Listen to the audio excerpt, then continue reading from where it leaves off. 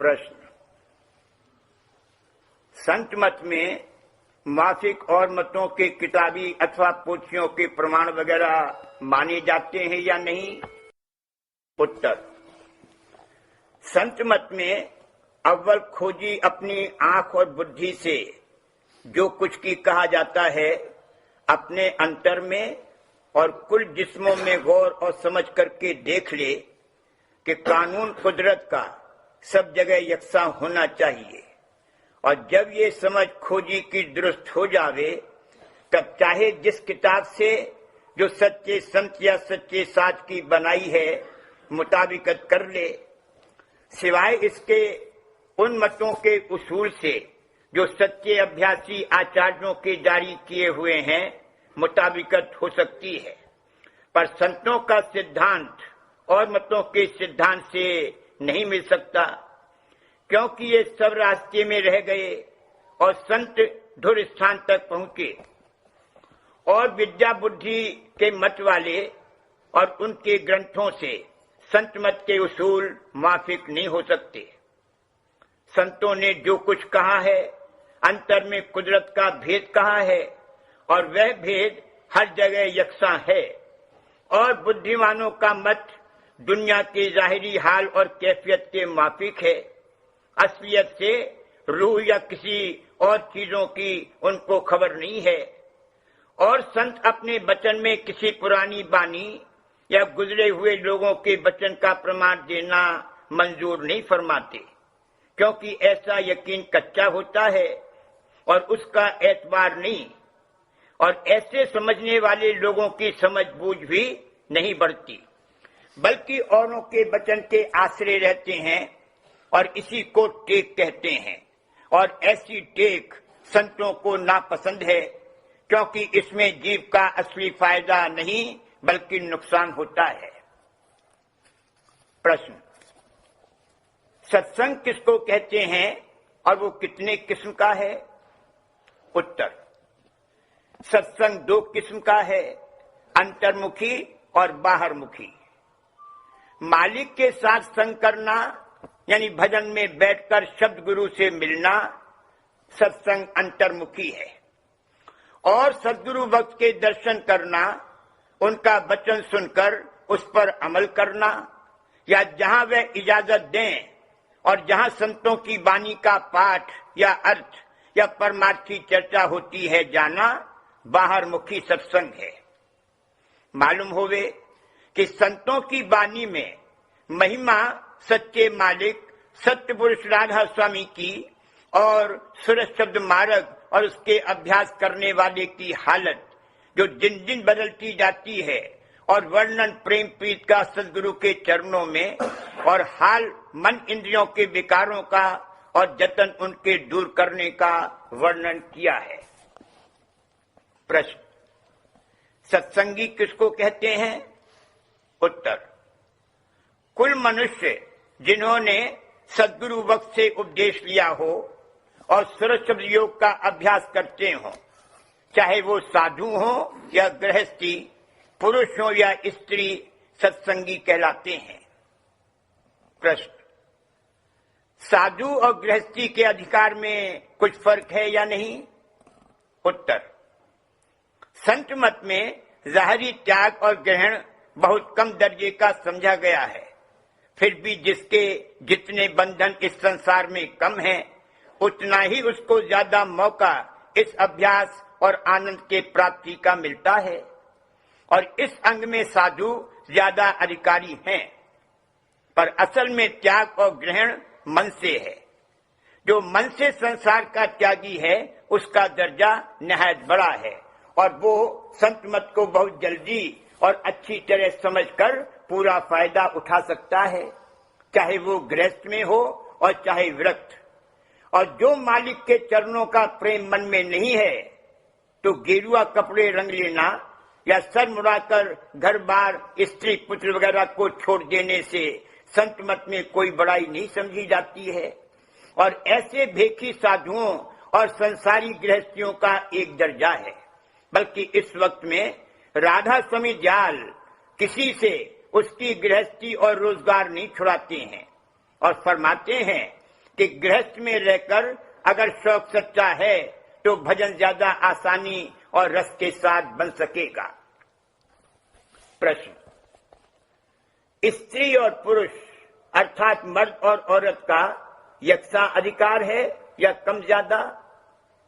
उत्तर, अपने कल्याण और उद्धार की जैसी पुरुष को जरूरत है ऐसी ही स्त्री को, और जितनी अकल वगैरह पुरुष में होती है कमोवेश उतनी ही स्त्री में भी होती है। बल्कि संत मत में जो प्रेम और भक्ति का मार्ग है इसमें अक्सर औरतें ज्यादा जल्दी फायदा उठाती हैं, क्योंकि उनमें कुदरती प्रेम और भाव अंग ज्यादा है।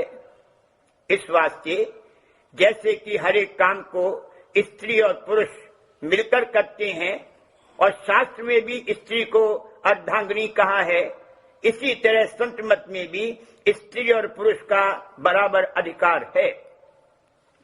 और आजकल हुजूर राधा स्वामी जाल की ऐसी भारी दया जीवों पर है कि वो स्त्री और पुरुष दोनों को बराबर उपदेश देते हैं। पुरुष को सत्संगी और स्त्री को सत्संगिन कहते हैं, और बाजी इज्जतदार नेक और पाक स्त्रियां इस वक्त में बहुत ऊंचे दर्जे पर पहुंची हुई हैं। प्रश्न, सुरक्षित योग का अभ्यास किस तरह किया जाता है?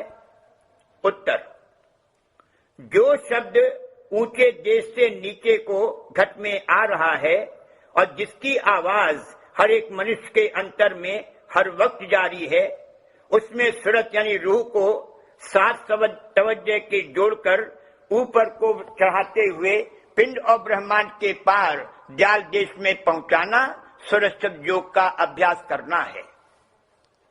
प्रश्न, जब शब्द की धार नीचे आ रही है उसके सहारे सूरत की धार ऊपर को किस तरह चढ़ेगी? उत्तर, जैसे मछली जल की धार में जो किसी ऊंचे स्थान से नीचे को गिर रही हो उस धार के सहारे ऊपर को चढ़ जाती है। मुफस्सिल भेद इसका सद्गुरु वक्त से या उनकी इजाजत लेकर किसी सच्चे सत्संगी अभ्यासी से मालूम हो सकता है। प्रश्न, उपदेश की क्या रीत है? उत्तर, उपदेश की कोई खास रीत नहीं है। जिस वक्त कोई अधिकारी जीव यानी सच्चा शौक वाला आवे उसी वक्त उसके सामने मत का निर्णय किया जाता है। जो उसकी समझ में मत अच्छी तरह आ जावे तो करीब पौन घंटे में उपदेश दिया जाता है। और राधा स्वामी जाल की दया से यहाँ तक आसानी है कि जिस जीव को मन से सच्चा शौक हो और उसको किसी सबब से आगरे में आने का मौका न मिल सके तो उसको लिखकर उपदेश पहले दर्जे का अभ्यास का भेज दिया जाता है। और दर्जे 2 हैं, पहला सुमिरन और ध्यान और दूसरा भजन। प्रश्न, अभ्यास की क्या रीत है? उत्तर, भजन यानी अंतर में आकाशी शब्द का श्रवण करना और उसके आश्रय सूरत का चढ़ाना। ध्यान यानी अंतर में स्वरूप पर मन और दृष्टि और सूरत को जमाना। और सुमिरन यानी जुबाने दिल से नाम की याद करना। ये तीनों अभ्यास की युक्ति हैं। जो पूरा अधिकारी है उसके वास्ते भजन मुख्य और ध्यान सुमिरन गौण अंग में है, और उससे कमतर के वास्ते ध्यान या सुमिरन मुख्य और भजन गौण अंग में समझना चाहिए। या यूं कहो कि जो पहले दर्जे के हैं वह मन और सूरत को एकाग्र करके यानी अभ्यास के वक्त सब अंतरी और बाहरी ख्यालों और कामों को मन से हटाकर भजन यानी शब्द के सुनने में लगें। और जो दूसरे दर्जे के हैं वो भजन के वक्त मन और सूरत को एकाग्र करके वास्ते पहले थोड़ी देर सुमिरन और ध्यान करें और फिर भजन में लगें। और दोनों को चाहिए कि फुर्सत के वक्त संतों की वाणी का थोड़ा पाठ अर्थ सहित करें और उसको खूब सोच विचार कर समझें और जिस कदर हो सके उस पर अमल करें। जो तीसरे दर्जे के हैं वो सद्गुरु भक्त की सेवा और सत्संग बाहरी करें और सिमरन और ध्यान भी जिस कदर बन सके मन और चित्त एकाग्र करके करें और संत वाणी का पाठ समझ समझ कर करें और जिस कदर हो सके उन वचनों पर अमल भी करें। मुफस्सिल भेद इसका सदगुरु वक्त से मिल सकता है और वे ही हर एक के दर्जे के हाल की जांच कर सकते हैं। प्रश्न, सेवा किसको कहते हैं?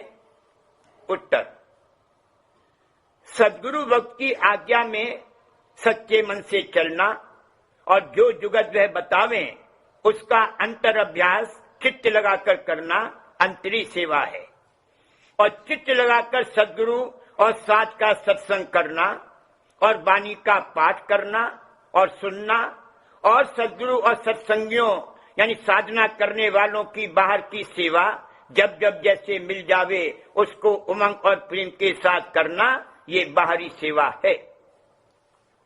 प्रश्न, सच्चे परमार्थी की क्या पहचान है? उत्तर, जिसके मन में मालिक से मिलने की सच्ची चाह और विरह हो, जो अंतर में सिवाय मालिक के किसी पर भरोसा न रखे, जो सिवाय सच्चे मालिक और सदगुरु के किसी दूसरे का आसरा न रखे, जो मालिक के दरबार तक पहुंचने के जतन को सबसे मुख्य समझे और इस जतन में जो जरूरत हो तो संसारी सब पदार्थों को भेंट कर दे।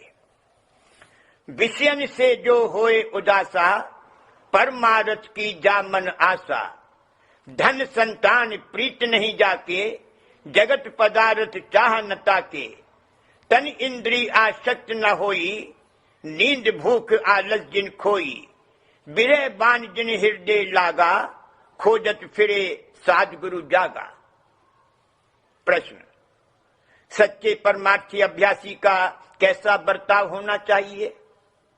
उत्तर, कम बोलना, कम खाना, कम सोना, संसारी कामों में सिर्फ जरूरत के माफिक बर्ताव रखना और उस बर्तावे को सच्चाई के साथ बरतना। मालिक का भजन, सुमिरन और ध्यान निहायत प्रेम और शौक और सचोटी के साथ जितनी दफा और जितनी देर बन सके जरूर करना। सदगुरु वक्त की सेवा उनकी मर्जी के माफिक सच्चे मन से सच्चा भाव लेकर करना। मांस, मदिरा और दूसरी नशे की चीजों को काम में हरगिज न लाना। जहां तक हो सके सत्संग में हुजूर राधा स्वामी जाल के हाजिर होना और जो ऐसा सत्संग न मिल सके तो अकेले वाणी का थोड़ा पाठ विचार कर और उसको अपने ही ऊपर घटाकर ऐसा ख्याल करके कि सदगुरु हमसे ही कह रहे हैं करना। कुसंग यानी संसारियों के संग से हमेशा बचते रहना। समय यानी फुर्सत के वक्त को व्यर्थ न खोना।